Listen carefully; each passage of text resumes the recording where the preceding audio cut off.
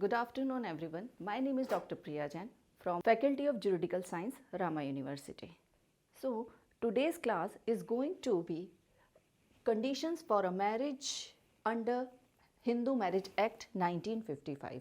It is basically an act which is related to marriages among Hindu in India. This is an act which came into force in 18th May 1955, which divided into 6 chapters and 30 sections. So we all know about marriages. Marriage is one of the oldest institution of Hindus. It can occupy a very important place in our social life. And we can also say when we become a religious ceremony, Hindu male and female both can do the ceremonies, religious ceremonies. So Hindu marriage is essential part of our lives, and so we can say Hindu marriage is permanent, eternal and holy union. Okay. Section 5 of Hindu Marriage Act provides you the conditions of a valid marriage.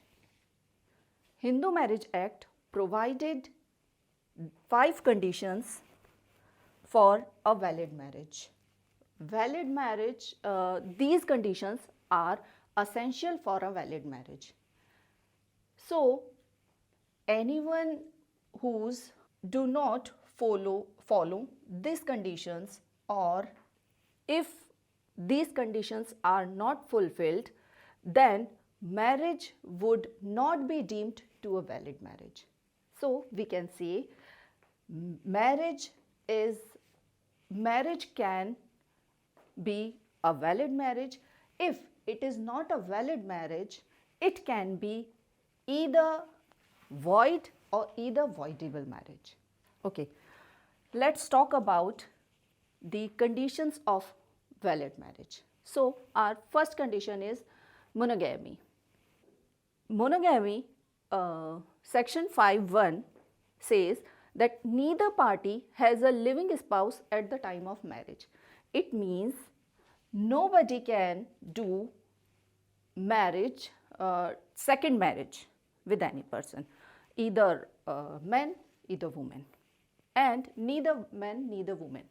And if we did the second marriage, this marriage would be void under section 11 and prosecution under section 17, and it gives a punishment in under section 494 and 495 of IPC. So here we have our second condition, and the second condition is soundness of mind. Neither party must be suffering from unsoundness of mind or any mental disorder like unfit for marriage or procreation of children and insanity. So if anyone breach this condition of in anyone suffering from these disease, marriage can be voidable under section 12 of this act. Voidable means marriage can be fully valid when a diseased party or aggrieved party annuls it. So here, and the third condition is given in section 5(3), and that is age of marriage. So any party, section 5(3) provides the time of marriage, the bridegroom should have been completed 21 years and the bride age is completed 18 years. So if they both not completed this age, the marriage can valid. Marriage should valid.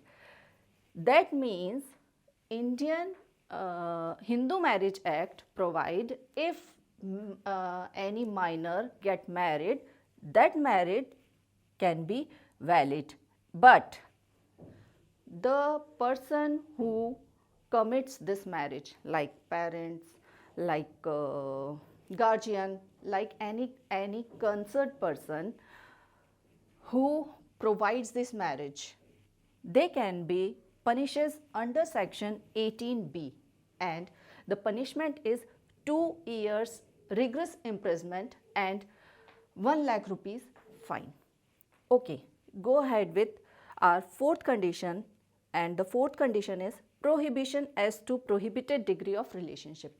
It means any party did the marriage in prohibited relationship, this marriage would be void under section 11, and its punishment given into under section 18B, which is 1 month simple imprisonment and 1000 rupees fine.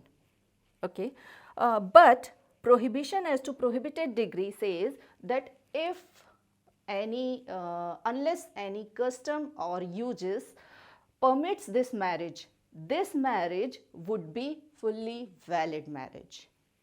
Okay, so here our last condition, and the last condition is section 5.5, given section 5.5, and this is beyond Sapinda relationship.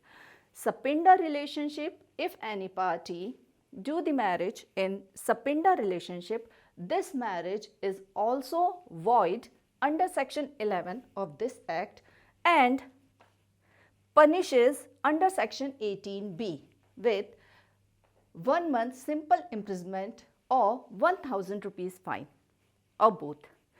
But here apply that condition, and this is the marriage is valid unless custom and uses permits this marriage in Sapinda relationship. So here you can see a fully chart of conditions of a valid marriage. They provide the conditions of marriage and effect of marriage. If we can talk about void marriage, so void marriage is a marriage which is void ab initio. It is void at its very beginning. It means this marriage cannot effect any right and obligation.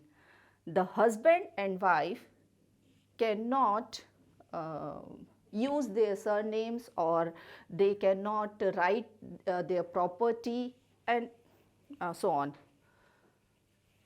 The voidable marriage, if any person do marriage in under section 5.2, the marriage can be voidable under section 12, and section 12 says that if any party suffering from this issues like unsoundness of mind, any mental disorder or unfit for marriage, this marriage is valid unless aggrieved party recourse the marriage under section 13 and get divorce.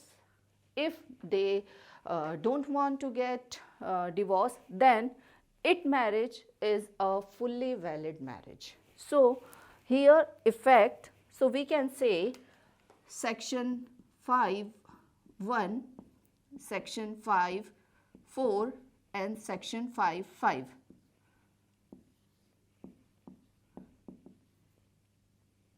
These sections affect a void marriage, and section 5.3, in case of section 5.3 marriage, this is fully valid marriage, and if we talk about section 5.2, this marriage is voidable marriage under section 12. So I try to understand this topic about for help with this chart.